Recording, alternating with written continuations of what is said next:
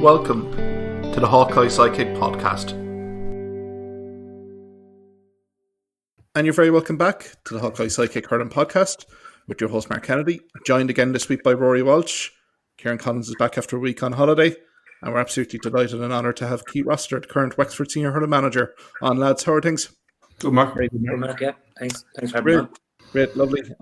Keith, great to have you on. I suppose, well done, first year in charge with the Wexford Senior Hurlers. I suppose year's concluded, but I suppose any time to reflect on the season?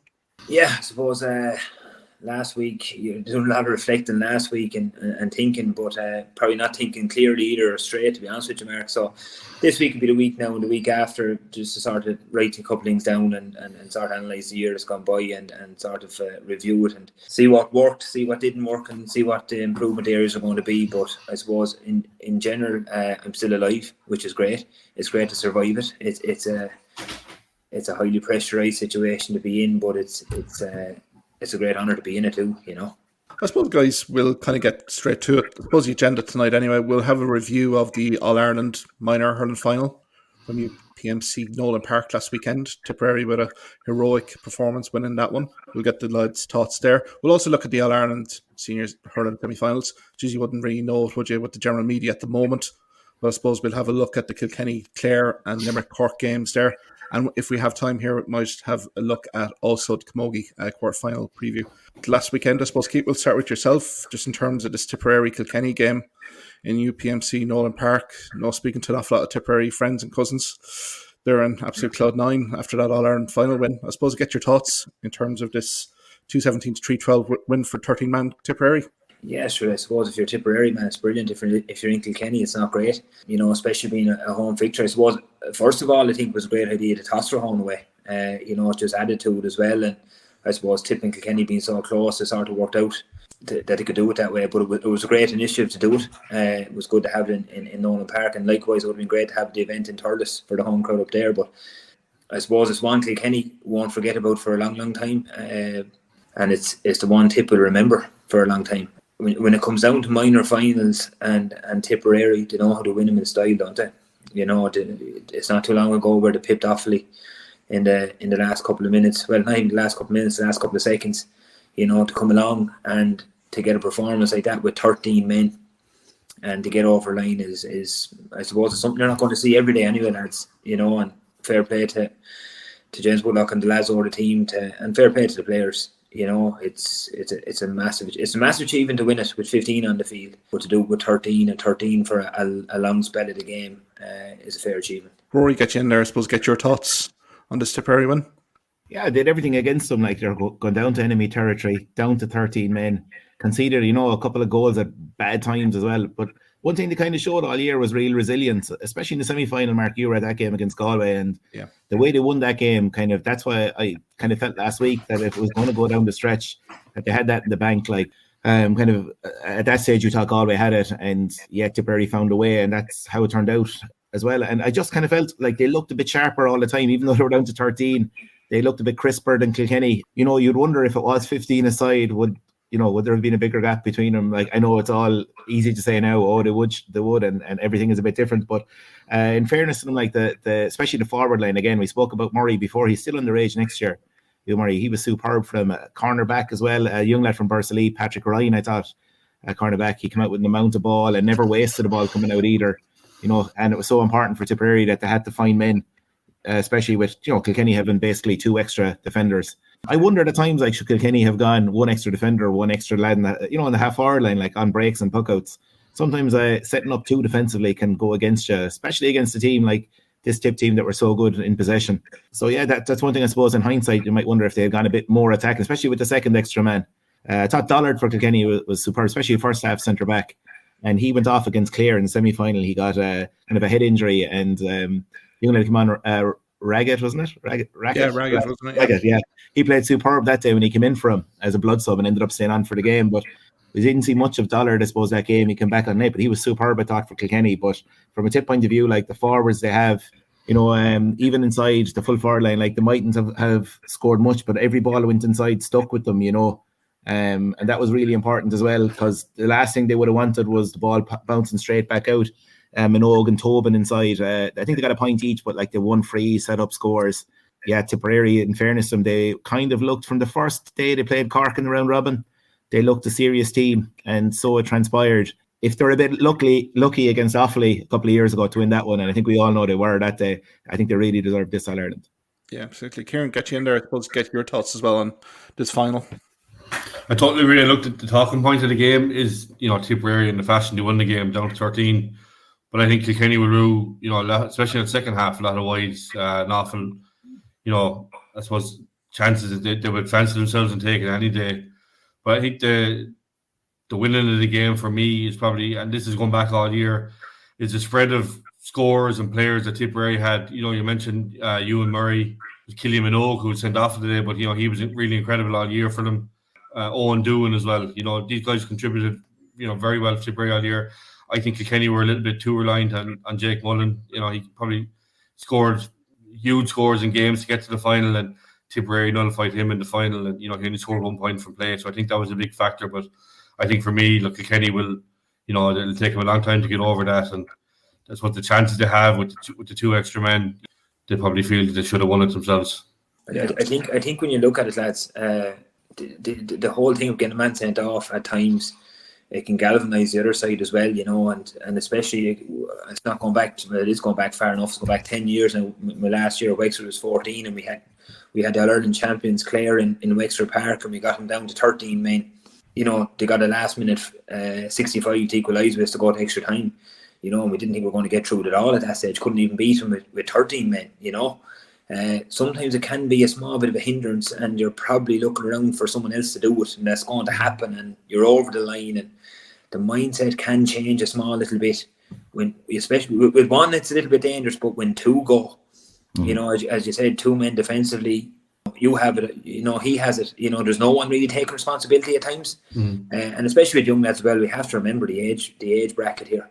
The lack of experience on it as well, and it's something that I suppose if you're in Kilkenny, the tradition there will get them over that very soon, and you can guarantee that next year's minors and next year's 20s will be coming back even bigger and stronger after it. I suppose, guys, the two sendings off. So opening period was laden with incidents. This Cathal Minogue sending off first Ruairi looks a very unfair dismissal. Yeah, no, the only thing is the camera angle was hard to see. There was no definitive angle of it. Like, the ref got a lot of slack for it, but the linesman was the closest guy, and he was obviously the guy who told the ref this was a red card. Now, the angles we did see wasn't conclusive. Like, it was hard to see, was there a strike there, or was it more a pushing motion, So, yeah, that one definitely, it is hard to judge on it, but the ref took flack. It was the linesman's call, it seems. And the second one as well, he consulted the linesman. Second one did look a red card now. That was... Look, it was a high tackle. It was frontal. The only thing, I suppose, is you do see these tackles sometimes, and a ref gives a yellow for them. So there's inconsistency. But if you're going by the letter of the law, second one, I don't think Tipperary could have complaints about the second one. The first one, yeah, like from the two or three angles they had, there wasn't any definitive one, but it was hard to see a strike there. But again, we're judging on the linesman who was 10 metres away. Yeah, it definitely galvanised Tip, and you could hear the away support, like every strike Tipperary made after that, every score, the roar from the crowd. And as Keith was saying, the inexperience Kilkenny would have had dealing with that, but also from a Tip point of view, playing with 13 against 15 All Ireland final away from home would have been very easy to say things are against us here today, ref has done us, and kind of down tools. But the fact they stuck at it, and some of the hurling they played at times, especially an extra time as well, like you're kind of going in thinking like Tip have to be tired, like with two extra men, but yet they were the ones that came out all guns blazing, start of extra time. And look, it made for an intriguing final. I was actually delighted, we mentioned TG Carr a lot, like, who've been showing all these games. I was delighted that the final was fitting for the championship, because they've been the ones that have been broadcasting this every week and midweek for a long time, that they had a great final at the end of it as well. But yeah, in terms of the red cards, first one looked harsh from what we could see. Second one I thought was a red card, and there couldn't be too many complaints about it. So yeah, I just felt the referee, was probably overly harshly criticised, because he did consult, and that's what we're giving out sometimes for referees not consulting the officials that are there. He consulted on both of them. He obviously the guidance he got was for 2 red cards. So look, in a way, it probably made it the classic it was in hindsight. But I'm sure if Tipperary had lost the game, they would have had a lot of complaints about it. I think the fact that Tipperary won probably glossed over the the whole 2-man getting sent off. But I think it's a combination of this referee errors this year as a whole. I think there's been in all levels. There's been we call them mistakes, and look, it is no easy task. It's a hard job, but there's nothing seems to be changing. There's no clarification coming down from headquarters as what's been done about it. So Liam Gordon obviously made a big mistake not too long ago in Nolan Park, and he's back with an All Ireland semi-final this weekend. So is there a punishment, or is there it's just, to me, they need to communicate more with the public, I suppose, and what's been done to tackle these issues in the game. Yeah, but Kieran, I didn't there was an argument going that, because it was minor, there shouldn't have been 2 red cards. He's ruining a minor match. If it's a red card, it's a red card, and it's an Ireland final. Some people online were kind of having a go at the fact it was a minor game and there shouldn't be 2 red cards. That's bizarre. The ref has to deal with the instances that happen, regardless of the age. Or if you see a heavy tackle like that second one in under 14 game, club game, it's a red card. You know what I mean? But some of that, because of the occasion, they felt the ref shouldn't have given the red cards. With the information that it is a red card, he has to go with it. But yeah, the officiating, that's something we could talk about all night, I'd say. And some of the decisions, over the course of the year, senior level especially, have been bizarre. We're talking about your incident, Keith, with Kilkenny there, the ghost penalty, and then you have the Carlow versus Antrim, where Nolan is sent off for effectively a push at half time. There has been some weird decisions, and referees don't seem to be. Yeah, it doesn't seem to cost them getting the next big game either, which is a strange one. Absolutely. I suppose, Keith, looking at it from the intercounty perspective, it's really a learning curve, isn't it, for these minors? But who has really kind of stood out for you in this minor championship? I suppose you can conclude Wexford with this, Keith, in terms of players that we should be looking at going forward. I suppose, to be honest with Mark, with the way the senior championship is run, very little time to see anything. I was lucky enough in Wexford that Michael Jacobs is an next door neighbour of mine at home, and he's a minor manager, and he was filming me in on a couple of the teams as they went along, and I saw probably snippets of the Wexford games. That's how busy we were. I think some people underestimate how busy an intercounty senior manager can be with the week on week. Kieran will tell you about it in Wexford. You barely have time to get sleep these days. That's the truth of it.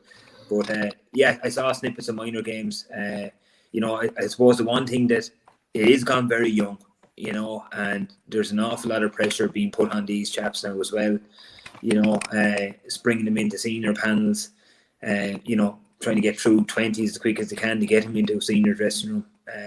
It's great. It's great for them, but I would have been very keen on sort of keeping it at 18, and probably one of the old school guys keeping it at 18, keep the 20s at 21.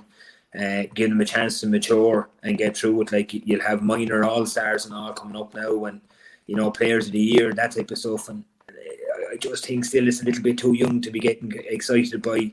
There's great talent out there. We've seen it all throughout the years, really. But I just think that the talent just needs a little bit of time to mature a small little bit, and the way the senior game is gone, and I suppose the physicality of the senior game. These guys need a chance just to sort of keep their heads on the ground and their feet on the ground, and just get a bit of experience over the next couple of years. But in relation to players through the minor championship, I wouldn't be in a position to comment on it at all. I'll talk whatever you want about the senior one. Fair enough. A little bit about that now at this stage. No worries, Keith. I suppose to close it here, guys, Rory and Kieran, who stood out for you in this minor championship? I know it's all concluded now. Rory, might kick off with you first. I suppose going from a Clare point of view, Harry Doherty, wing forward for Clare, was immense. Kind of another guy in the mould of Peter Duggan. Clare at times could just go along, and I know they're trying to play a short game under Brian O'Connell, but they're able to go along and hit Harry Doherty and puckouts and clearances, and it just made a big difference to have a ball winner there who could also finish.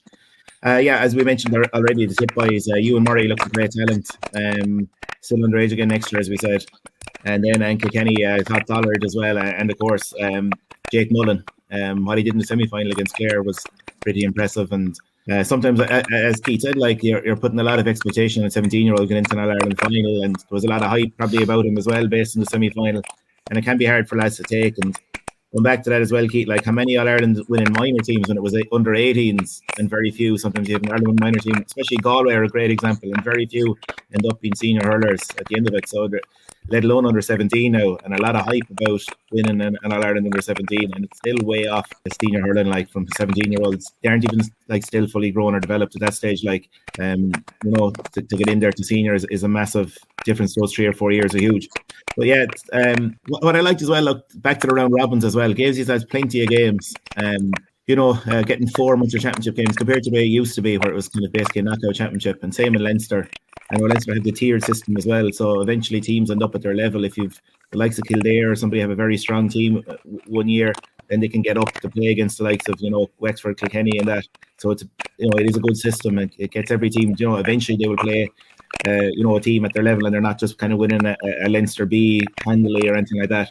So I think that's a good system as well. So, and then look, another good thing I suppose was to see Dublin very competitive again at minor. There's a bit of a worry there the last couple of years that Dublin might be slipping, but they've come back at under 20 and minor with strong teams again. And yeah, so it's good signs, I suppose, especially, you know, with how competitive Leinster was. Like Kilkenny lost 2 games in the round robin, let's not forget. And, you know, we're in a whisper winning All Ireland, so it just shows basically, you know, the strength of things too. Yeah, absolutely. Kieran, get you in there. Closing comment about the minor championship this year. Yeah, for me, I think for Tipperary, I think Owen Doohan, Killian Minogue was 2 names I mentioned earlier, really impressive. Kilkenny point of view, I think Jake Mullen, you know, younger brother of Adrian Mullen, has been really impressive, like putting up some huge scores, and I suppose he's one of the main players to get him to that final. I think he'll be one for the future. I think one, just in Wexford, I suppose I might have had a little bit more time than Keith. I saw with Sean O'Brien from Rathrow Cushenstown. He's a young guy. I think he's still playing under 16s this year, and he looks like he's one for the future. So, look, it's great to see so many good young players. And I think, as Keith, I like that what he said earlier. Like it's let him progress through their age group, and like there's no rush. There's plenty of time for them. And I suppose certain teams might be forced to rush them along. I think the likes of Tipperary, who probably are in a bit of transition now, and there probably will be a lot of older guys stepping away in the next year or two, might be forced to, you know, put in some of these younger guys. But I think if at all possible, like let him go through the system and develop, and physically, I suppose, more than anything. But look, it's great to see some young players, and I think the same with Dublin. Like they've had a very good campaign. I suppose they were only beaten by a couple of points from the great Offaly 20s team in the Leinster final, so they're not too far off the standard where it should be either. No, absolutely. No, Mark, actually, just Cork had an excellent centre forward, Mark O'Brien. He was saying the same name as Clare Fulford that got injured. I thought he was excellent in the couple of games I saw in the round robin in Munster. So he's one to watch for the future as well. Yeah, no, absolutely. I think I'll add Bill McDermott to that list there as well from Kilkenny. I thought for an All-Ireland final, you know, he really did stand up. I mean, Tip did have arrangements made for Jake Mullen, but I thought Bill McDermott had a superb game. And also, I think Tiernan Ryan as well from midfield for Tipperary as well. I think he's had a very prominent campaign for Tipperary throughout. So, look, largest congratulations to Tipperary. I mean, magnificent triumph. And I mean, a tiny boost for Tipperary hurling given the season, particularly for the seniors as well. But look, great championship and looking forward to next year. I suppose, Keith, can we maybe focus in on the All-Ireland senior semi-finals? As I said at the outset of this podcast, you wouldn't really know by general media that there are All-Ireland senior hurling semi-finals on this weekend, but maybe we start off with Clare and Kilkenny. And I know, Keith, you would have had first-hand knowledge and insight into these both games, these both teams. I suppose, from your perspective, what are you looking forward to most on Saturday afternoon with these two? I suppose the big thing for me is I'm always looking at the matchups, really, and the sort of individual battles that go on over the field. I love looking at that. That's the first thing you look for in the go-to game, is who's picking up who, and you know, and they always say about going toe-to-toe, you know, and with both sides, with Brian Lohan being as traditional as he is, you know, no better man to go for a toe-to-toe battle, you know, and Kilkenny the way to play. So it's just to get the matchups right, I suppose, is the key for both sides this weekend. But both, you can say, are striking a bit of form, obviously. You know, Kilkenny came through Leinster. Clare got beat by a great team in a Munster final, you know. Turned on a bit of style against us in Thurles. You know, bear with us, we had a man down, but still, you know, for the first 15 minutes of that game, they showed us what they could do as well, in fairness to them. So, as the makings of a great game, the makings of two great semi-finals, but I suppose I don't think Kilkenny are going to get the start that they got on Clare the last day they played in the semi-final. I wouldn't think that's going to happen. I'd say that's been well drilled into Clare over the last 2 weeks. that we get out of the blocks quicker. And I suppose a testament to Clare is that that's the way they came out against us in the quarter final now. They meant business from the off, and I think if they bring that at the start, it's going to be a very tight game. The last thing you want against a Kilkenny team is to be chasing the lead. They're the masters of it. Get 5-6 up on you, you might get it back up through. PJ will fall and get free and put over the bar, and there's a couple of scores comes after and back to 6 again. It's just the way they work it. So chasing Kenny's not a great position to be in, and I think Brian Owen will be well clued into that this year. I can't see him getting caught in the blocks the way they were before. Rory, get you in here. I suppose you'll be heading up Saturday. Pro Clareman, I suppose, what are the key matchups here that have to go right for Clare and Saturday to get into an All-Ireland final? Yeah, we have to get at their back line, and just looking back at the league final, and even I suppose last year in the second half, Clare had joy running at them from the half-forward line, and I wonder will Shane O'Donnell hop out to the half-forward line a bit more than we've seen. I know against Keith, he came out for chunks of the game in the half-forward line. I think they might go with that, because with David Fitzgerald, if he can hit the form, he's league form, running at Kilkenny and Shane O'Donnell, that's where Clare seems to have had most joy against them the last couple of years. Backs have to be tight. Like Kilkenny can really hurt you if they're any bit off in concentration wise or sloppy with the ball, as we saw last year. That goal we gave away between Eibhear Quilligan and Rory Hayes or whatever coming out, and even the goal the last day, Keith, came from Adam Hogan, kind of pucking the ball back across his own backline. Interception. Like Clare have a habit of doing this kind of stuff, and against Kilkenny you don't want to give them any soft scores like that. So yeah, just a slight thing I suppose is the last 2 years, a slight worry as a fan I suppose is last year Clare went for the sweeper, having not gone with one in the Lohan era. They went with one in the first half and it backfired, and when they went man, they had a strong second half. And then the year before, when John Conlon came off pre-game, he introduced like Paddy Fitz, who we know from 6 Mile Ridge is a very excellent player, but we hadn't played all year for Clare, and it was kind of a 2 or 3 switches then to replace one player, and that I suppose backfired as well. And just Clare weren't firing at all 2 years ago. So look, you're just hoping that Clare don't do anything mad in terms of selection and how the team lines out. And yeah, and I suppose the only other worry I suppose is our half back line has been a bit below par this year. I know David McNerney has been struggling with injury, but now he's had like 6 straight weeks kind of there. You hope the half back line kind of just settle as a unit again. Northern Hammond did very well the last day, especially when Clare ended up with the extra man. So look, you're hoping Jeremy Ryan can reach the form he showed last year as well. He kind of has been on and off a bit this year, because against Kilkenny, like we know their half forward line, the likes of John Donnelly, TJ, when he's out there, like their ball winning ability, you have to cut that off at source. And look, from a positive as well, I suppose Tony Kelly hitting form again. When we played Kilkenny in the league final, people are wondering this week will it have any reason on it. I think it will, in the fact that if Clare had lost to Kilkenny, and then you'd be saying, okay, that's 3 big games they've lost, and they don't have that over them coming into it. It's a bit of a monkey after backs, but I know there is still the thing of beating them in a semi-final in Croke Park is still there, but it would have been worse had they lost the league final. But Clare didn't have Tony Kelly that day, David McNerney didn't play that day, Shane O'Donnell only came on as a sub in the second half. So there are 3 major players. So looking at it as well, people are saying who Kilkenny, TJ didn't tag out, but Clare were down a few men as well. So I just think it's strange as well. Like Ryan Taylor is back for selection as well, and like you're going into Ireland semi-final with a full squad to pick from, and that's very rare. Generally you're going to be knocking on 2 or 3 injuries. From what I've heard anyway, Clare have a full deck to pick from, and that's a great place to be and get into a semi-final.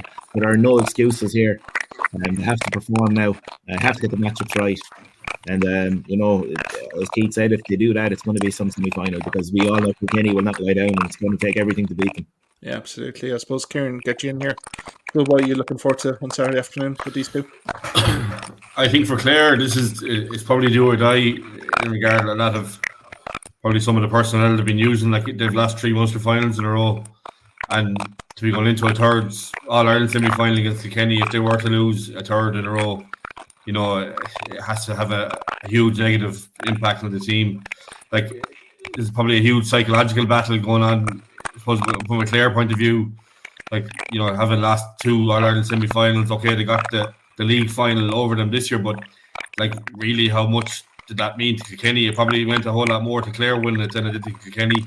And you can be sure that like Kilkenny have had the 4 weeks break. They're ready, they've had their chance to get fresh again, and and the niggles and stuff cleared up. Like the round robin is a tough campaign, and I suppose just a 4-week break is an advantage, definitely an advantage from winning from Leinster final. I think it's going to be a mammoth game. I think while Rory, you might say that there's holes in the Kilkenny defence, I think you could definitely say the same about Clare. I think this year, above all years, I think they have regressed a little bit, especially at the back.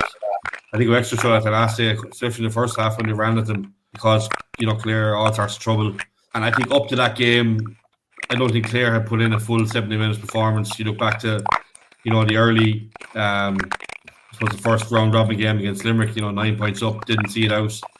Just not, getting into match winning positions and not seeing it out. And I suppose that could be a concern going into Croke Park against Kilkenny, which is their, it's home away from home for them, and they'll thrive on that. And I think Clare will, psychologically, will have to be more ready than ever before, because I think it's do or die from this year. Yeah, Keith, get you back in here. I mean, Mikey Butler. There's been a bit of pre-game talk in terms of who's he going to pick up on Saturday afternoon. I suppose if you were in Derek Lyng's shoes, who would you maybe allocate Mikey Butler to on Saturday? One man for Mikey to pick up, and that's Shane O'Donnell, no matter where he goes in the field. I think he's the man for that job. I think that's what Derek could do in Kilkenny, and Hugh Lawler, that Kilmarnock, and Aaron Shanahan, or a Dublin, Peter Dublin, if he goes in there, he's a good big man as well. You've Paddy Deegan that can probably pick up Tony Kelly if he goes into the forwards. You have Mark Rogers as well, who's dangerous for Clare, but you've Tommy Walsh or whoever are going to play as well. That's up to the task. So the Kilkenny backs, yes, you can get at them at times, but they're solid. And you go back the other end of the field then, and sort of the biggest question is Adrian Mullen going to get the freedom of the park that he got in the Leinster final? It was a 6-7 from play he got. 6-7 points from playing, maybe, against Dublin. Now, I know it was a little bit easier in the end for Kilkenny against Dublin, but for a guy that is missing so much this season, to be able to go back, so are Clare going to go toe-to-toe and pick him up, no runner on him, like the likes of Lean or someone on him to mark him? That's going to be intriguing to see as well, because he's always an out ball for the Kilkenny defence. TJ, you still have to mark TJ. Is that a job for Conor Clear if he's inside? I'd say it is. And no Cody. Now all of a sudden, if Lean is picking up Mullen, who's picking up Cody? There's question marks there in places. Will they put a ball winner centre forward on Conlon, or will they put someone that's moving on Conlon? That's the next question as well. And that brings us, but in fairness to John, he's doing really well for Clare centre back, and he's protecting the full back line. He sits in the pocket really well, and he mops up ball, and he's a big strong man, he's able to come out with it. Those are all the things, yeah. I think O'Donnell, he makes Clare tick, and I think in fairness to David Fitzgerald, all through the league, he was their go-to guy as well, and he hasn't gone away either. So that could be a job for Blanchfield, who can travel as well, and who's not a slouch. So, as I said at the very start, all things being equal, this is to make us a really good semi-final, a really good game. If you're going to call it, I'd be going with my Leinster counterparts, putting, as Kieran said, the home away from home being Croke Park, to stand to him on the day and to get over the line, but just barely. Yeah, what will you get you in there, I suppose? Who are you tipping on Saturday? March overhead here. There's no point even asking it. Oh no, you're going to be surprised. I think, to be honest, Clare. You're right in what you say, Kieran. Clare need a performance they haven't produced yet this year. Anything they've produced so far, I think, isn't good enough to beat Kilkenny. So they're going to have to find a level they haven't yet this year. Is it in them? Definitely is. Is there good signs with Kelly and stuff finding form? Definitely as well. But the fact that Kilkenny I think what Kilkenny did in the Leinster final, albeit Dublin were way off at that day, but still Kilkenny were so crisp, and the intensity they brought. If they produce that again, Clare are going to have to, up something we haven't seen. And so for that reason, I'm going to give Kilkenny a slight nod here. Reverse psychology, like it, Rory. Kieran, over to you, I suppose. Who are you tipping for Saturday? I would go with the majority there. I think Kilkenny, the 4-week break is huge. To get to, I said earlier, just to get back and, I suppose, on top of things, and then the niggles cleared up. But, you don't cross Kilkenny twice in 1 year. I think Clare winning the league final, it was a big psychological mind battle for them at the time. I'm sure Derek Ling would definitely reference to that coming into this week, and they're not going to let Clare beat them the second time this year. Look, the last 2 games they've played them in semi-finals, there's been nothing in it. Like, they've been real titanic games, and I think Saturday will be the very same. But I think for me, just Clare have regressed to the back, and with the likes of Mullen showing the form against Dublin and what Owen Cody can do at any given stage, and I suppose add in John Donnelly to the form he's shown this year as well, and even TJ, like, he's still a handful inside, and I think he'll cause huge problems for Cleary. I think for me, Kilkenny will come out on top, probably by maybe 1 or 2 points, the minimum. Yeah, no, I'm agreeing with you there, guys. I'm just thinking in terms of the Kilkenny midfield. I think they found their niche there with Keane Kenny and also Paddy Deegan inside in the middle of the park, providing an awful lot of attacking throughput, and Deegan as well defensively being superb. I think Keane Kenny's had a standout year for Kilkenny, in that middle third. I'm just thinking here, everything has to go right for Clare on the day. I'm just wondering here, kind of from a sideline perspective, I know we had Niall O'Meara on earlier in the year, just in terms of the Clare management, are they going to make the key call at the right time here?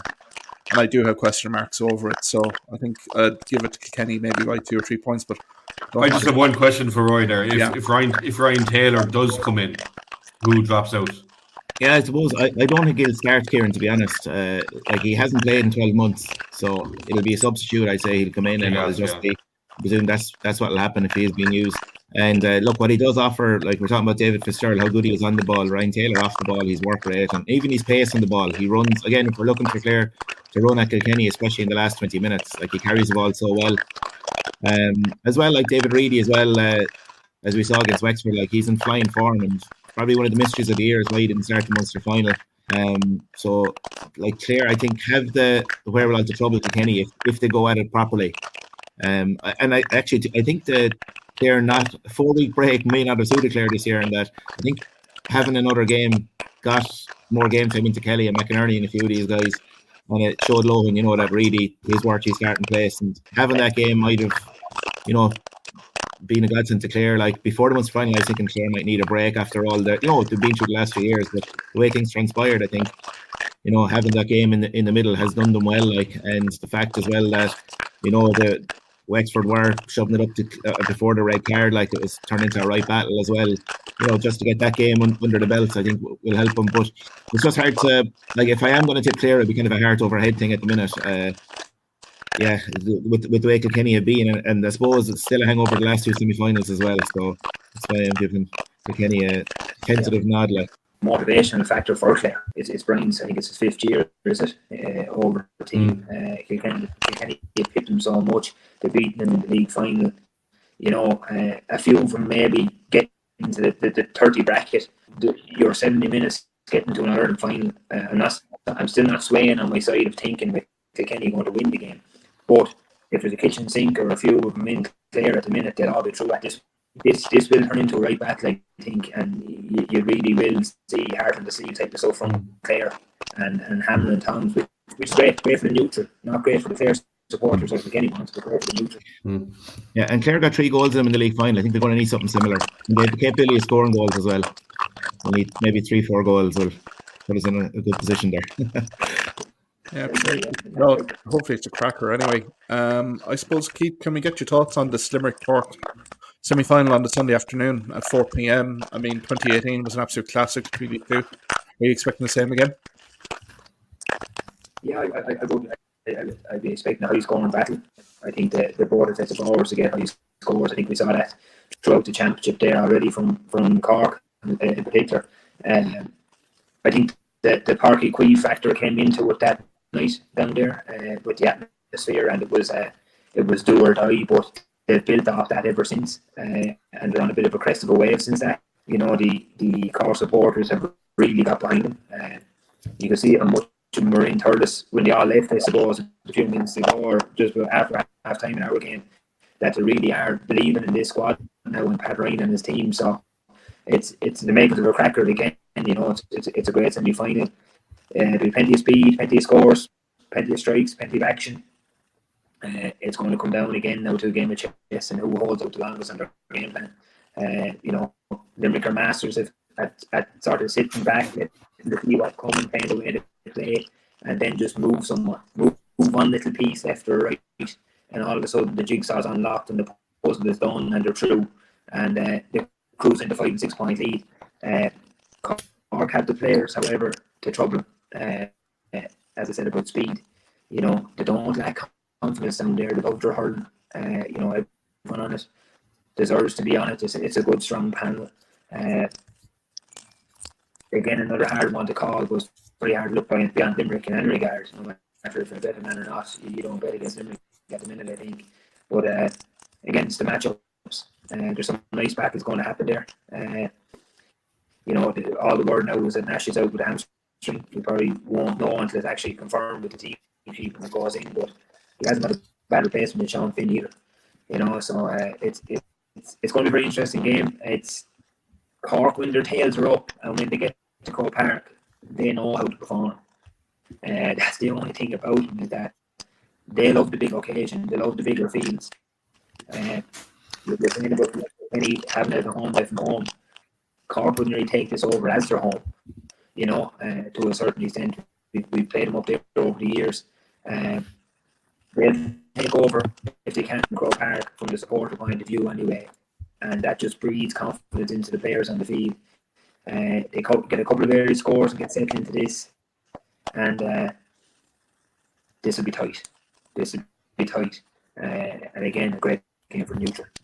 Yeah, Kieran, get you in there, I suppose.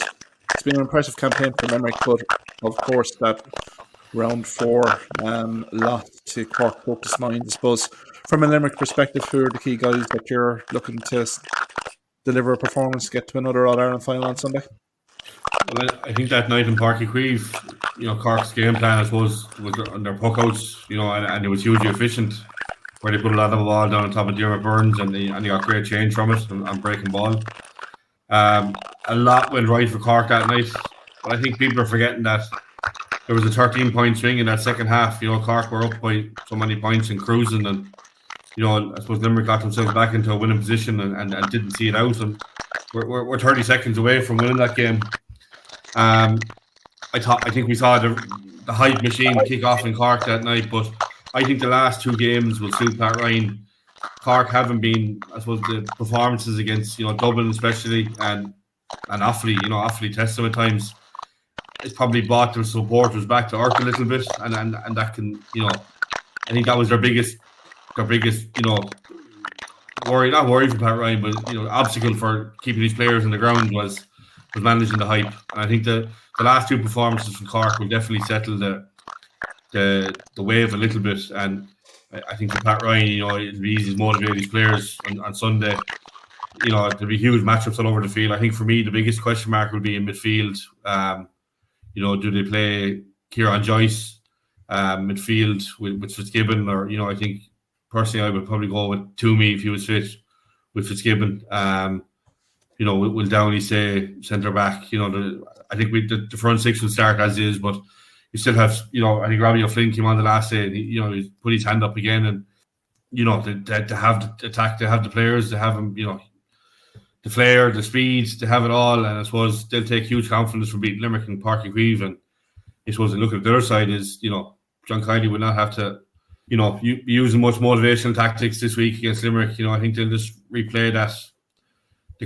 All the Cork fans out in the field, you know, over and over for them, and that'll be motivational enough that you know, I suppose if they do go on to beat Limerick for the second time this year, you know, well deserved. But for me, I think Limerick win this, and I think they'll go out and try and not make an example of Cork, but they'll try and put that the wrongs of Páirc Uí Chaoimh, I suppose, and you know, I suppose show them who the real champions are, I suppose. Yeah, Rory, get you in here. I suppose what is standing out for you on Sunday afternoon? Yeah, just after being sent the Cork team, and it's as expected. Mark Coleman's at 7, Downey's at 6, and Kieran Joyce and Fitzgibbon midfield, and the forwards are, as Kieran said, the same 6 that started against Limerick. Yeah, they troubled Limerick with pace that day off the break and the puckouts. Shane Barrett, you know, getting onto breaking ball, and like you don't catch him once he's ball in hand, and they're direct at Limerick's goal.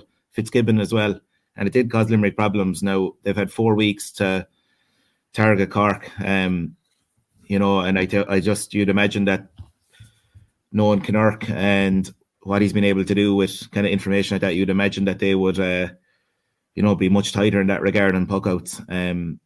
I thought as well, maybe Limerick were too high up. They should have retreated a bit in those puckouts back into their own 45. They were getting caught high up, and when they lost possession, there was just too much space in front of the full back line. So yeah, I kind of disagree with Keith. I think Limerick are going to win this one 5-6 points minimum. I think that everything went for Cork that day. Like as you said, that atmosphere down there, they got goals at the right time, and yet Limerick still reeled them back, and it took that last minute goal for Cork to beat Limerick that day. I think Limerick are slowly getting stronger again as the year is going on. I just think that, and with Croke Park has been like, I think the last game they lost was 2019 to Kilkenny there, which was also a hair's breadth. So they have a great record up there, and they've really put teams to the sword there. And a bit like Galway last year, we all expected it was going to be a tight one and right down to the wire, but in the end, like Limerick won that by 7-8 points, and I just see it happening again. That Limerick will just have too much for them, and maybe 6-7 points is how I see it. Pete, get you in there. I suppose from the Cork perspective, I mean the two, the prelim and the quarter final, you might say there were kind of slow performances, but I mean this is Croke Park. I mean Patrick Horgan, Alan Connolly, Robbie O'Flynn's of this world. They're going to light up on Sundays, surely. Oh yeah, they're going to love this. I suppose that the thing is you're playing an Offaly side in a preliminary quarter final that came off the back of winning to Joe McDonough.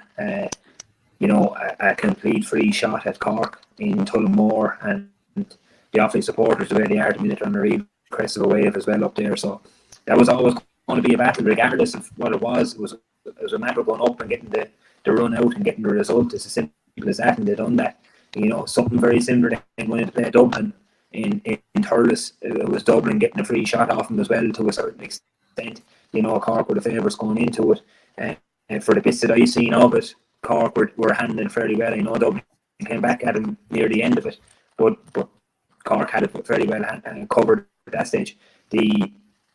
Now that the roles have reversed, Cork are going in to Croke Park with a free shot at Limerick. And that's danger. To a certain extent when the stakes are turned that way. And the likes of Pat Horgan, Robbie O'Flynn, Dawson, I suppose, who's picking them up? Is it Kyle Hayes or is it Burns? There's going to be a physical battle there again. It's the speed. I think Rory said it as well. It's the speed, and it's if Cork can break that line, if Cork can break that half back line, and they'll cause trouble. But it's going to be a matter of having making heavy run, keep making runs for the whole 70-80 minutes of it. I can see Limerick doing the job, and I think Rory's a closet Limerick fan by the speaking a few minutes ago. I don't think he's a player man at all. I say the green shirt and the black shirt. They're trying to blow them up, Keith. It's the speed of play, I suppose, from Cork and the legs, and they have that in abundance if they use and if they get to use it. But Limerick and the strength of them, Tom Morrissey in a half forward line, Hegarty in a half forward line, we're done to win a midfield. You don't get to run that easy, but if Cork can persist with it and get through it, even get a couple of frees out of it, how do you put them over, and that just keep the whole thing rolling for them. And as I said, a free shot in an Ireland friendly final is not a bad place to be if you can be in with 10 or 15 minutes to go. The Cork supporters, they might have got their feet back down on the ground a little bit, playing the two Leinster teams in the preliminary and the quarter final. But the way they are, they get a smell of it up there. There'll be red flares going off on Hill 16. The green and white ones be going again, and it could turn into a really good battle. But it's how they start as well. It's how they start. What Kieran was saying about John Kiley looking at their red mist and Parky Queeve and the support that they had, great ammunition for the Limerick lads. The drive for 5 is still going. They're one step away getting back to it. They're going to give it everything. I hope to God they don't close this out in the first 15 minutes. To be honest with you, from a neutral point of view, I really do hope the Cork stick with him and we get another really good semi-final out of it. Hurling needs it at the minute. We haven't seen that much game on RT. It's good of RT to turn up for the semi-finals the weekend and not show a soccer match. So we could do with for the kids and for everyone out there that likes to tune into the games. We could do with 2 really good games the weekend. No, completely agree there, Keith. Kieran, to get you in there, it's a good point from Keith. The first 15-20 minutes for me, really is kind of going to be key here. And I'm just thinking from a Limerick perspective. I'm just thinking back to last year, the Galway All Ireland semi-final. There was a slow start. Galway were on the front foot, and I think Limerick were blessed to only be a point down at half-time, really. I mean, Cork will probably look at that and really look for a really quick start on Sunday. I think, you can point back to the first Clare game in the round robin this year, very similar. Clare got to lead them, but I think one thing you take from that is Limerick don't panic. I think definitely at half time they don't panic anyway, because 9 points down, and Grove Hegarty was interviewed after that game and said, we weren't panicked, we were happy with what we were doing, we were creating chances, and which is astonishing to hear, that I think everyone else on the ground was probably panicking for them, but this is probably the self-belief they have, I suppose, in the system and in their, the tight unit that they are, is that they believe in themselves. I suppose if you're going to challenge Limerick and beat them, you have to do it over 80 minutes. It'll take more than a quick start, because you need to finish it off as well. I think Limerick have probably shown in the last couple of years they're a stronger second half team. And if you're going in at half time only a point up, and you've shown, I think we see what I'd go back to, was it 19? No, it was cold times, 21 or 22 in the semi-final against Waterford, where they emptied the tank. It was in the first quarter where when it was quarters that time with the water breaks, and Waterford emptied the tank in that first quarter and went in a point down, and it's so deflating for a team that to throw everything at them and to still be in the position they were in, and Limerick just powered home from there. So I think it required, fire start obviously, but it needs to be continued for the whole game. Yeah, no, I'd agree with you there, Kieran. I think even the last 10 minutes as well, Cork have kind of shut it down a little bit, particularly against Dublin, where Dublin did have a few goal chances Offaly then as well. But look, they're going to have to come with a full 70-minute action-packed performance. You have to give this to the champions until they're beaten. They have to be respected, and I think it'll be a titanic struggle on Sunday. Maybe 2-3 points in it. Wouldn't be all surprised if it was extra time and that one written all over it. I suppose, guys, before we get away from Senior Hurling Championship, maybe get some reactions to the news in Waterford and Galway regarding managerial departures. Yeah, well, actually, when it came out, it wasn't probably a massive surprise in that, with Henry Shefflin in particular, because of the way the team looked like they had gone a bit backwards this year. Now, the only thing, I still think Henry Shefflin has a lot to give to management.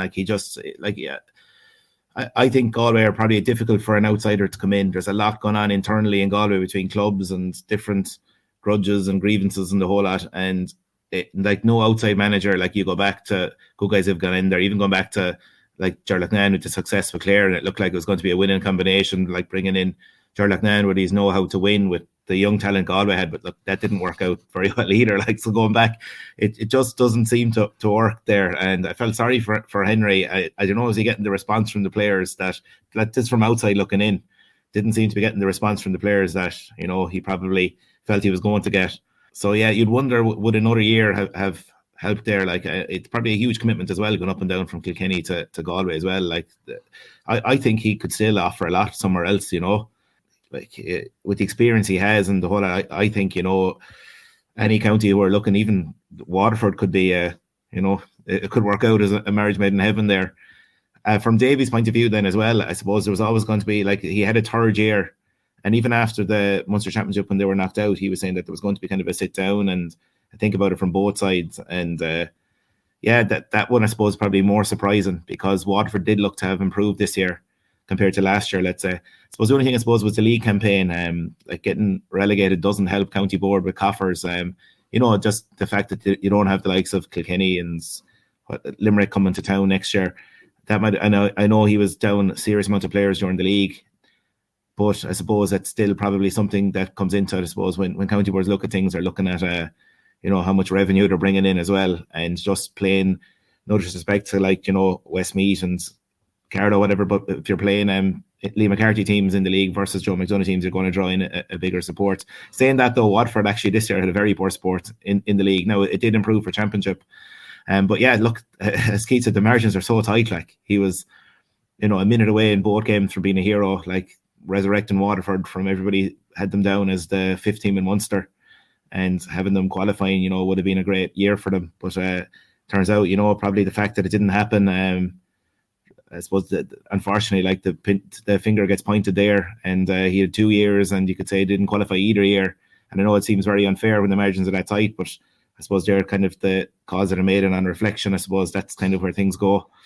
So yeah, again, look, I suppose there's vacancies. You'd wonder, would there be a direct swap? Will we see Davy and Galway? I know some former Galway players were kind of quick to come out against that, like and Henry down in Waterford. But look, stranger things have happened.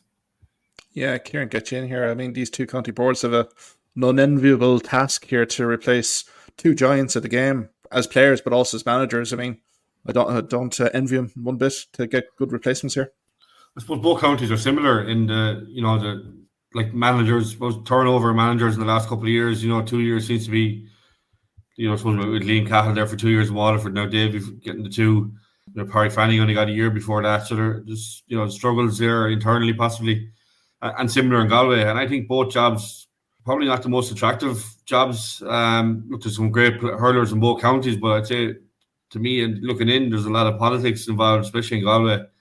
And then you're looking at Waterford long term. They're probably on both our aging teams, and you look at Waterford's underage success in recent times hasn't been that good. Like they've struggled to even win games. Not to mind. Now look at underage success isn't the be all and end all, I suppose, but it's the breeding ground for senior players. The Galway have been creating them all the time, but I suppose it's maybe integrating a few more of them now because there's a lot of guys, I suppose, on the elder side of 30 and the likes of Dahi Burke and Grove McInerney, and they're big figures for replacing a team. And for me, I suppose it would it's big jobs to take on in either county. Yeah, like I'm based up in Galway here, Keith, and look, I think some people on the street were reckoning, there was a 50-50 call regarding Henry, but I think he has nothing but respect up here in terms of the mannerisms, how he's kind of dealt, particularly with personal tragedy, particularly with his brother Paul passing away, particularly that season. So I think there's a few people here in Galway are disappointed to see him go. I mean, from the Galway perspective, I think it's more an internal appointment than maybe looking at here, like with Jeff Linsky, Matthew Kenny's name being mentioned. Look, Eamon O'Shea is based in Salthill. He's been living in Galway for how many years, NUIG based. So, look, I think there's plenty of options there. I don't know what Waterford as well, like Peter Creedy, does he take this on? I mean, he's always been linked with that Waterford job for many years now, so maybe that might be the opportunity. But no, it's sad day for, I think, hurling to have Davy and Henry stepping away from management. But as I say, Keith here, these two guys won't be idle for long. I suppose, guys, before we leave, Ruairi, I mean, you mentioned it before we went on air here, just in terms of the curtain raisers to the All Ireland Senior Championship semi-finals, the Camogie All Ireland quarter-finals are on. I mean, we've two intriguing clashes here, Kilkenny versus Dublin. And I think the mouth-watering one is Galway against the All Ireland finalist Waterford from last season. I suppose, get your thoughts there. Maybe some quick predictions here, because, I mean, look, if the men's game is not being promoted by general media, the Camogie, unfortunately, hasn't really. So, I mean, get your thoughts here on these two good fixtures on paper. Yeah, look, it's great to actually have them as curtain raisers. And a lot of people mightn't even be aware that these games are on. And as you said, Mark, kind of two interesting ties in that Kilkenny and Dublin met in the Leinster final, and it was actually quite close. Dublin have definitely improved this year. With UL last year, we came across TUD, who ended up winning the Ashburn, and they had the Gannon sisters there. There's other players, Ashley Maher, and that. So Dublin seem to, definitely improve this year. It will be a tall order beating Kilkenny. They're a real traditional team when it comes to the Camogie, and have been out of the last 20 All Irelands. They've won their fair share of them. And I know this year they've had a turnover. Denise Gall isn't with them. They've had to introduce new players, but you'd have to fancy Kilkenny there, even though it could be a lot closer than you would have expected to start to the championship, because Dublin, as you said, have improved. Second one, is going to be an intriguing one, because Waterford, I don't think, did themselves justice in the final last year. Like, they're a much stronger team than how it transpired against Cork. In fact, they'd beaten Cork earlier in the year. Even this year, they've kind of kept that form. They've kept that form true. And Galway are definitely, they took a big beating last week from Cork. They're definitely vulnerable. Down a few players as well, like Siobhan McGrath, for example, this year. And you just think that Waterford might have enough there to get through. So then you're kind of looking at it. You'll be looking at a Tipperary already through, Cork, Waterford, and Kilkenny might be the only Leinster team left in it as well. So a bit like the hurling, where you've 3 out of 4. So it could transpire that way as well. Again, as we said, though, Galway are one of the traditional teams. It would be still a shock for Waterford to beat them in knockout game. But just the way things are going and form-wise, you'd give Waterford every chance. So I'm going to go Kilkenny and Waterford there. Yeah, no, because I know there was a bit of a big disappointment within Galway Camogie in terms of that performance against Cork last weekend. I think that was completely unexpected, really. I'd expect a bit of a bounce back there, but I think Waterford are building something nicely down there. I would definitely go with you there. I think there has been a turnover of players here in Galway significantly as well, with the McGraths as well. So I think, for me, I think Waterford maybe build on that and get to another All-Ireland semi-final. I don't think you can look too far past Kilkenny, really, at this stage of the competition. They're going to build momentum here. And look, Dublin, for me, I think is a work in progress, really. No Adrian O'Sullivan well. He was in the setup there a few years ago. They're trying to build, up from the bottom up, but I think Kilkenny should have a little bit too much for Dublin there. But I think they're two very delicately poised fixtures, and I would say for any fans going in, they should go into the curtain raiser as well, because I think there could be a few storylines definitely in those games. I suppose, guys, we might leave it there tonight anyway. It's been a lengthy one. Many thanks, Ruairi and Kieran, for coming on, and especially to Keith Rossiter as well. Keith, many thanks for coming on tonight, and look, well done on the debut season with Waterford, and all the best wishes for you going forward. Those guys, enjoy the weekend and the games, and look, the lads, we'll chat next week. Thanks, Mark. Thanks, Mark. Thank you for listening to this podcast episode. If you liked what you heard in this podcast, why not subscribe to the Hawkeye Sidekick podcast on either Amazon, Spotify, YouTube, or Twitter platforms. You can also follow me at Hawkeye Sidekick on Facebook and Twitter for the latest sporting opinions, articles, and reports.